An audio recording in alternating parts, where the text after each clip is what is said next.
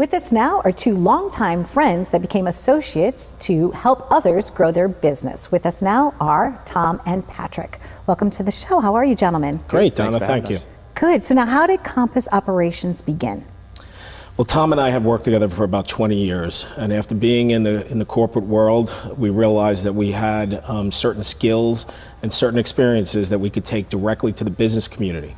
So we focus on working with startup companies and companies in the mid to large range, under about 200 million, to both drive their strategies for building their companies and also to transform and improve the companies when they're underperforming. So we have two real niche areas. One where we take and operationalize new companies, startup companies from the beginning, and then another where we work with companies that are either trying to grow and they're looking for their growth plans and they want to stabilize or come up with some sort of consistency before they grow. And then many of our clients are, suffering financially. They have performance issues in the company, and we drive change to improve their performance. And Tom, why did you start this? Why did you start Compass Operations together? Well, Patrick and I had gotten together, and as Patrick mentioned, after working together for so long, on and off, we have a good niche, a good skill set. We play off each other very well, and we felt that the market had a need for two people with our skill set. Methods, Right. Methodology. How do you go about doing what it is that you do? So we look to a number of things within a company to try to work with them in performance improvements. So how do we do it? We do it a little bit different than your traditional consulting firm, where we take ownership of the work that we do. So when we go in and set the plans for the business, we don't just leave them with the plans, we actually execute and walk the plans through the organization. We find that the most effective way because the way we work with our clients is performance-based. So we don't invoice or charge our customers until we hit certain milestones and certain objectives.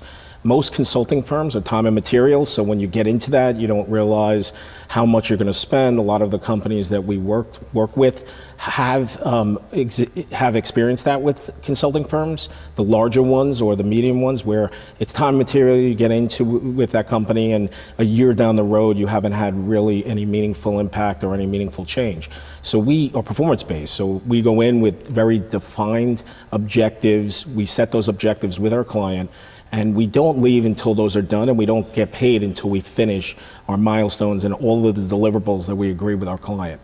One of the things that I liked about researching and reading about the way that you're going about it, like you said, as your method, is what does the term Agile mean? Because, so often we're hearing a lot about that, an Agile organization. Can you talk about that and how you're really kind of going in, like you said, and almost you're becoming a part of the culture before you're just like saying, okay, do this, this, and this. How does that work? Right. So what we'll do is we'll go into a company and we'll work closely with their teams to find out exactly what's going on. Okay. Every company's different, their methodologies are different, their staffs are different, their industries are different. So we'll go in there and work closely with their teams, and we'll develop plans specifically for them, specific that meet their needs. And in addition, we'll work closely with them, not only to execute the job, but to kind of train their staff on what we just did. Okay. So that they're able to carry it on. Correct. And to add to Tom's definition of Agile, the way we approach all of our work, there's a number of ways that management consulting firms do their work, and a lot of times it's heavily laden in administrative and project management, and you pay for that. The customers have to bear the cost for all that work. What we do is a little bit different. We go in and we set programs and plans with the idea of the Six Sigma principles of how to manage something in the most effective way, but we take it down to a more agile, as we say agile, a more simplified approach in order to provide the benefit back to our clients in less cost.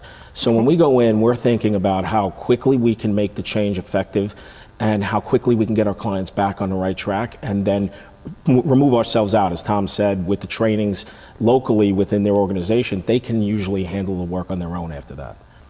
When you're talking about creating these changes in a work environment for people, and when you're talking about implementing it so that after you're gone, they're able to carry it on, what success stories have you personally seen working together in this way? Oh, I have a recent one, which actually is really good. This was a property management company in New York. Okay. And they contacted us because they were looking to grow regionally. So they have a certain geography within, the 5 boroughs. They wanted to expand upon that and go into a larger region. But they knew internally that their operating methods, their processes, their systems weren't really up to scale, and they were already experiencing some inefficiencies and some kind of bottlenecks within their organization. So Tom and I went in and we evaluated exactly which systems, what they were doing, how they were doing it. And with our expertise and our experience, we put together a plan to rework their operating models and to implement a process and systems where they can gain efficiency so that they can take those resources and apply them to the growth. So what that did was it enabled their core team of experts, because it's a medium-sized property management company, to have the bandwidth to be able to take on the expansion without having to hire. So not only do they save on future fixed resources, but they saved on the work that they're currently doing, and it was more efficient by the time we left. We actually stayed with them through their expansion as just an ongoing basis to monitor, to make sure that things were working during that expansion period. Of all the different types of companies that you've worked with, it seems to me that startups seem to have some similar problems. Can you offer some tips to people or some challenges that they might be facing and how they can kind of overcome those obstacles? Either one of you could chime in on that.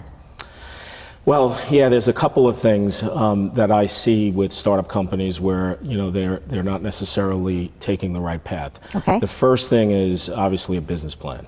So there's a lot of startup companies out there that are going at it with a very watered down or not comprehensive enough plan of execution. And that's critical to any startup company. You really have to investigate the market, you have to investigate the industry, you have to take a look at finances, and you have to develop a plan that you manage over time, and that's a living plan. And a lot of companies, they start their business without really thinking that through, and then they wind up having to backtrack and undo things that they could have foreseen by doing a little bit of research and creating a good plan up front. Wonderful. Is there anything that you'd like to share about Compass operations and how you'd like to help people that you'd like to share? Yeah, sure. I think the thing with our organization, and we have 5 principals that work within the business, and they're all experts in specific areas. The thing is, we partner with our clients. So when we go in, we're actually a vested partner because we do things on a performance base. We have a vested interest in seeing their success. Yes. And we do best when our clients and us are kind of one. As we're working with their team, we're less disruptive. We don't create complications as we're in the middle of change and managing that change. And by the time we're finished, as Tom already alluded to, we have a client that can actually do some of the work that we did, and their culture has moved over time to one of continuous change and continuous improvement. Right. It gives them the opportunity to be proactive instead of waiting and things just escalate and then having to call someone like us in again. They can kind of head things off before they get too serious. It seems like you guys have a lot of fun too, because you're working with a variety of different types of companies, right? Mm-hmm. But similar process and style. Right. So what you do is you kind of customize the solution depending on what that person's product is, what their services are, and you kind of set them up for success. Exactly. Lovely. Exactly. Do you ever do checkups? Like, you check in with somebody like 5 years, you kind of do like an update? Like a Compass redial kind of thing? Right. Not only do we check on our clients because we form that close of a relationship with them, but we're often called back to do other improvements and to give other advice about other things that they're looking to do. Whether it's growth or they're trying to spin off a new product and they're looking for ways to engineer the operations. We provide a lot of value back to the clients, and many times we do it, just as, a friendly gesture because the work isn't really that extensive and we want a relationship with our clients that's longstanding. Well, I thank you both for being here. I know that you traveled a little bit of a distance to be here today, and wanted to know if you guys would like to join us for lunch. Sure, absolutely. Absolutely. Thanks for having us. Great. Stay tuned for more. They've been helpful to me in my business as an entrepreneur, and I'm sure they could be helpful to you no matter what size your company is. Stay tuned.